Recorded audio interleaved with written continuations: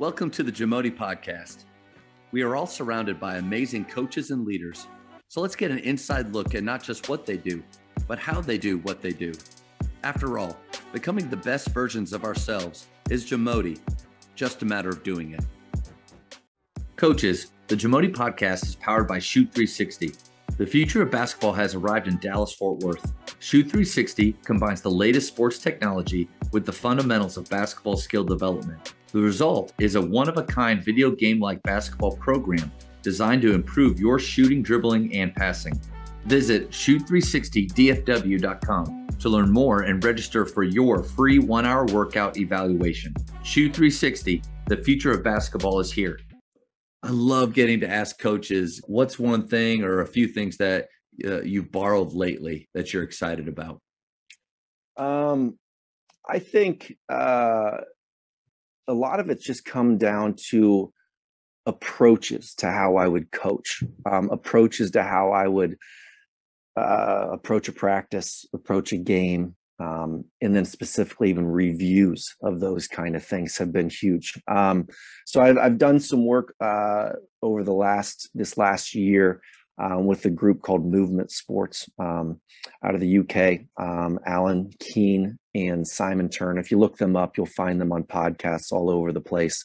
Really well-respected guys. It was a phenomenal opportunity. We're still doing some work with them, finishing out the year. It's some evaluation things in a lot of ways that I think as coaches, we all want to improve, right? I mean, there's no question. We all want to improve. And yet, who was it that you look way back, who was it that said, something along the lines of those who wish to improve need to be willing to be thought of as foolish and stupid or whatever it is, something that goes along that. And how many of us are willing to do that? And so I think this year I was willing, and it was hard, ate a whole lot, not just a slice of humble pie, but lots of it. I was gorging on it this year and just trying to look at the way I do things on a different level and allowing Alan and Simon to look in and kind of be a part of this and speak into things of what was good and how can I be better. And I think that's a really hard thing. But, for example, a lot of coaches film practice and might go back and watch practices. But how many guys, do something like this? I got a lavalier mic, one of those wireless mics, hooked it up to our camera, and I mic'd myself up for practices. So now instead of just watching a practice and watching it and maybe hearing from far away a little bit of something, or if I yell as a coach, you might hear something. Now I'm hearing how I teach. Yeah. I'm hearing all my talking, all my interactions, my encouragements, my times maybe I got on players. And so now I can look back on that and say, man, I got on this person in a way that wasn't for their best. That was just an emotional reaction on my part, or this was really good and I can use this. Or, I remember that one of the first times, and I had Alan would review these a few times for me, and we did some things to warm up, and then we come in the middle in a circle and I start talking, and he's ripped. He goes, I timed it. You talked for 7 minutes and 27 seconds. But it was all such good stuff. After you got them warmed up. What was the point of that? I'm like, but you need people to call you out on that. You need to be willing to like that's how you experience growth is doing some of these kinds of things or understanding, was I clear in the way I taught? Or did I talk too much? Some of those kinds of things I think are part of it. I think another thing that was really big within that this year that I took from a guy named Mark Bennett, who he's a guy over in the UK as well, and he does work in schools and with programs and all kinds of different things with sports at all kinds of levels. Former British Special Forces guy from years ago. He's unbelievable. And he talks about this rule of 3. And I really like this. It resonated well with me. And it's the idea of, when we're coaching, can players first, in the rule of 3, first is kind of that personal accountability. So if it's for me as a player, can I recognize, can I assess myself? Can I correct myself? That's the first level. Second level is peers, your teammates. All right. And so can your teammates then step in when recognize I'm doing something wrong? Can you, Matt, as a teammate, speak into that to tell me, what's needed to be said? Third level is where it gets to the coach. And I think in great teams and great programs and great businesses or whatever, you can follow that rule of three, and you can see that in effect where the coach is that final level. Now, there's times obviously teaching needs to come from the coach and some of that, but I mean, you think of great cultures and great programs, great teams, it's examples of where, you know, the best are able to assess themselves, or you got someone coming alongside you quick. I mean, think about the speed of that, of you as a teammate correcting me in the flow of things versus I got to wait until a dead ball or a timeout or a break or something to get it from the coach. And so the speed of being able to make corrections and improve, and I think is just so much faster when you can follow kind of that rule of three. How would you teach that to your team? How would you introduce that? You know, this was the first year for us trying to do some of that stuff, so played with it in a lot of different ways. I think it's trying to set up, you know, Alan and Simon would call it kind of interventions. Can we set up things within practices where those situations are going to happen, and we're encouraging that? Can we set up situations where, you know, there are times where I'm going to call a timeout. You know, I'm going to say 30-second timeout, but you're together as a team. I might stand on the outside of one, my assistant sit with another group, but we're trying to get them to talk. And I want to listen to them. And if I need to try to steer them in a direction, but not overtake the conversation, you know, it's trying to point them in the right directions, or maybe ask a good question to prompt something that I saw. Or there might be a time where, hey, we're working on something on our defense, and we've agreed upon a couple things as our standards of where we're focusing, which that's another area that I think we've gotten better at, is not trying to focus huge, but can we focus on that one or two things for today? And I think when we do that, we find we get better at one or two things versus we don't know if we get better at all in reality.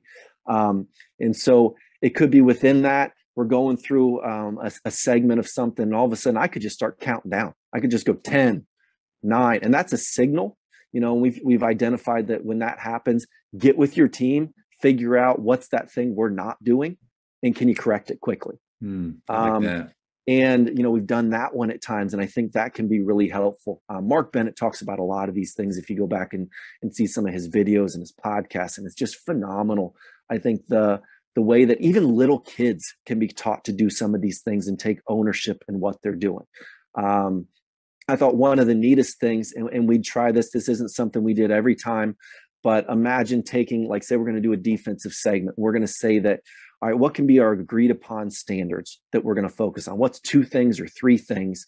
And whether I help guide them to those things that I want us to focus on, or they come up with it because they recognize, hey, we're going into this game tomorrow or in a couple of days. We know that this team does these things really well. What things do we need to focus on? The guys talk about it, and it's like, all right, hey, we've got to make sure we always have high hands on a closeout. We are always feeling a gravity to the ball. So we're jumping to the ball. We're always moving to the ball. And so, hey, all right, those are the 2 things. That's it. So how long, and this is great, Mark talks about this stuff, and this is so neat if you do it for the first time, especially. It's all right, how long do you guys think we can do that and be perfect? Not that we're going to get stops every time or anything, but can we just be perfect of high hands every closeout and always jump to the ball and have that gravity be pulling us to the ball? And guys are going to be like, oh, I bet we can do it 10 minutes. I bet we can do it 5 minutes. You know, they're going to come up with something that's going to be way above. And so you start doing it, the clock's going, and all of a sudden, like 15 seconds in, you know, horn goes, start it over. All right, they started over. They go 20 seconds, you know, someone doesn't, you know, and you keep doing this. You do it a few times, they're getting frustrated. So, all right, pull back in. You pull them back. That healthy peer pressure comes in too that you need. Yeah. And so now you pull them back in, and it's all right. So how long can we realistically do this? And now it's a minute, you know, it's a minute and a half, whatever it is. And it doesn't mean we change the standards of what we're looking for, but now it just teaches them what it takes to be focused, you know, at such a high level on something. And it breeds such an accountability. I thought that was a really neat one to pull out. Real quick on that, it made me think that the responsibility then on me or our coaching staff to make sure that whatever area of the game we're talking about, we have teaching points that are sticky, that are clear, because how can I ask my players to evaluate themselves on an area of play or a focus that we have, let alone evaluate their teammates or give them reminders. And then when I bring them in and we talk in a group, I'm throwing out even more language that's different. Yeah. So there has to be the systems in place where, like those two things that you said, they need to be able, there needs to be something that they can evaluate themselves, another teammate, and then it's being echoed and reinforced by coaching staffs, everybody else. I think that's huge. And now here this becomes the really difficult part as a coach. And I think this is one of those things that I got from Mark and from Alan, and honestly, like even things like if you listen to Doug Lamoff or you read things about him, who's just great on teaching and cognitive loads and all those kind of terms he uses in working memory and all those things. And it's like, the hard thing is if we've got those couple things we're going to focus on. And this year, I tried even within a practice, hey, these are our 2 or 3 areas that we're going to focus on in practice. I'd write them down. I'd make them known to the team. And this is the hard part. As a coach, can I stay true to coaching those areas and not everything else?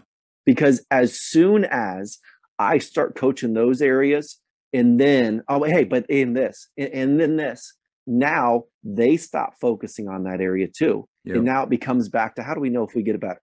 And instead, what I learned to do this year is, as we're focusing on, hey, these 3 areas for practice, I noticed that, man, this one was a little bit, we weren't very good here. I write that down on my plan. Nice. And so that's something to come back to.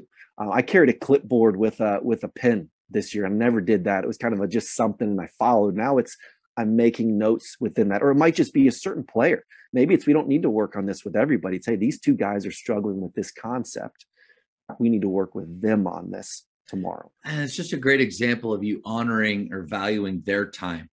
Because how often do we say things within our group that's really only about 1 or 2?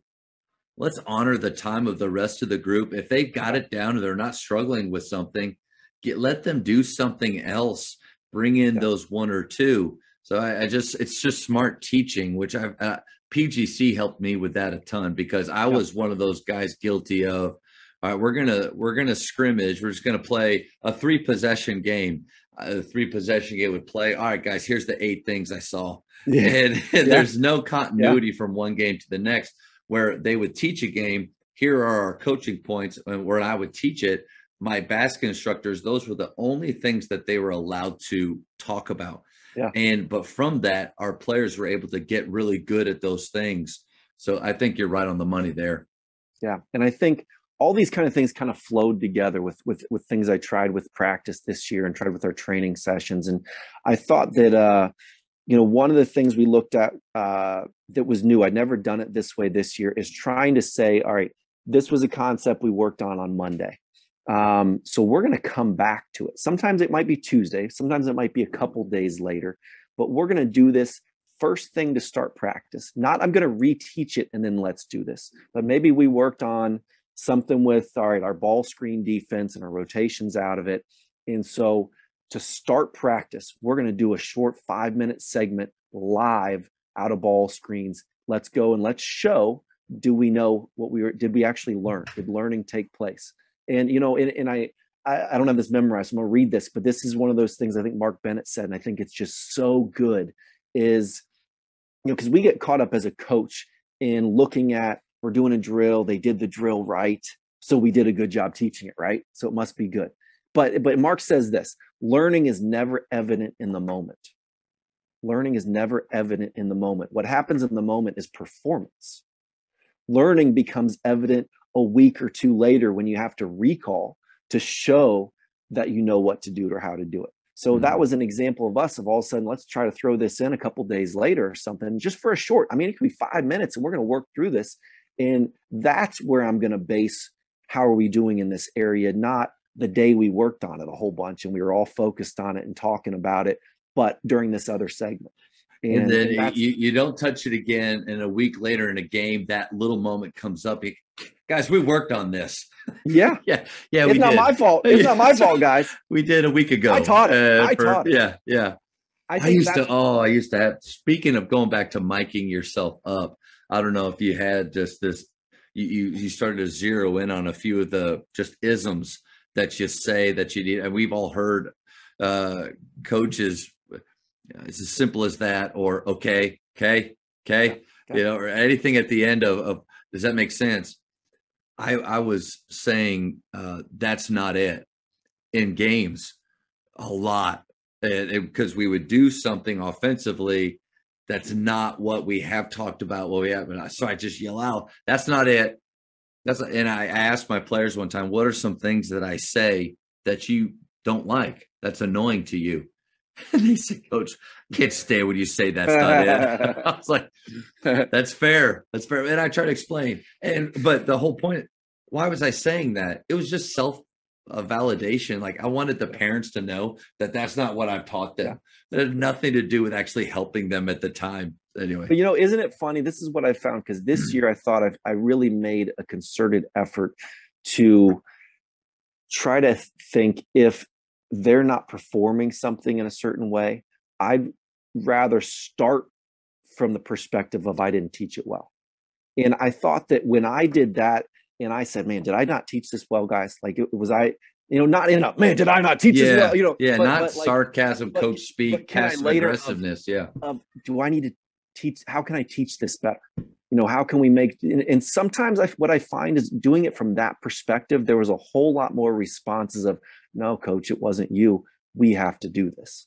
Yeah. And again, that's a quiet thing. It's not a loud thing then to make it look like, hey, I already taught this. It's not on me. And it's just a recognition of, hey, we're in this together. Yeah. And it's, hey, if it's me, if there's something I can do better, I want to know, let me help you do it better. And if it's not, and it's something we've got to do that's a performance thing, how can I better set you up still? And you look at some of these guys, you look at Monty Williams, when they lost their series. And I love the thing of, he's asked, how do we lose these games? What needs to be done? Who's at fault? That kind of thing. It's me. Yeah. He's just going to own it. And he's not the one out there, screwing things up. We all know that. But man, that's what a good coach does, don't they? And that's Chris Paul even commented on that. He said, because they told Chris Paul that Monty Williams took responsibility. He's like, oh, that's just coach being the amazing person that he is. Yeah. Like that's it. Like when the players even know that my coach has my back, like he's gonna say that, but they have ownership on it too. One thing I wanted my guys to really have the ability or the freedom to ask questions. But I would always ask, like at the end of teaching something, guys, you have any questions? You guys have any questions? What a horrible question to ask. Yeah, because so many of them are sitting there thinking, well, I don't want to be the one that I'm an idiot if I have a question. So the reframing that is, hey guys, what are your questions? What are your questions? Like that changed the way that guys, okay, that sounds like I'm supposed to have them now. Yeah. And a freedom came about. And then the response of, if it was something I did say, holding back and not saying, hey, I already told you that, idiot. But that was a huge shift for me in the way that I talked with my guys after teaching something. And I think a lot of it's just, we don't know that that's how we're coming across. I think it takes an awareness on our part, which I think that's where miking yourself up or evaluating yourself, having other people evaluate you, those kind of things, as difficult as they are, can be really helpful. Because I think we all want to do the right things, and we don't recognize sometimes how we would come across. And then once we know, if we're failing to do it, I think it's just lazy. We've got to put time in. For some people, it's more natural than others. Just like some people are more, you're a people person. People just like you. You're a nice, fun guy. Are you actually talking about me? Or are you just saying someone is like some people might. Some people are people. Yeah. Some people are people. Some of us, that's not my natural bent. Honestly, because my natural bent, and part of my development as a coach even this year, was recognizing who I am and how I'm kind of bent, and with my personality, it's like I'm best at working with guys that are driven internally to succeed. And because that's how I am, and I struggle with the guys who are not. Yep. And so I got to recognize that. And it doesn't mean it excuses things, but recognizing kind of that weakness within that. But we look at those if you're not a people person, then what are you doing to kind of set yourself up to do those things, to connect? And one thing I did this year, that I don't know if it's almost like peeking behind the curtain here with the Wizard to say this, and it's almost embarrassing to admit that I have to do this, because I'm that much of I can get right into just focus on wanting to perform mode or teach mode and not connect mode. And man, connection still has to come first. And I mean, like, I know that's a weakness for me, and I'm trying to work on that. I would write down, especially in early season practices, on my practice plan, not one that others would see. I would write down the names of 3 players and one question I would ask each of those players.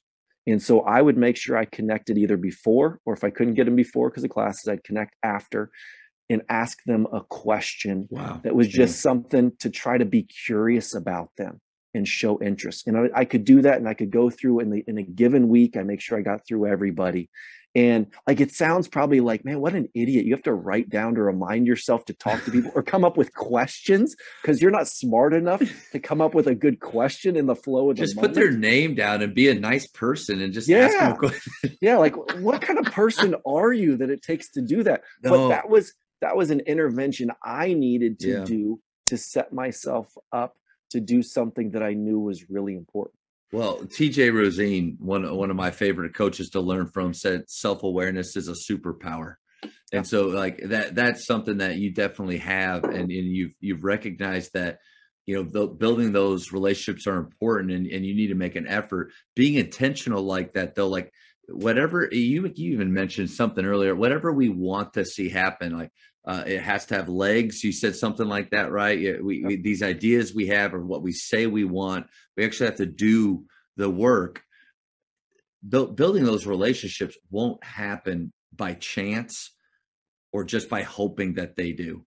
You have to be intentional with it. So I think that's awesome.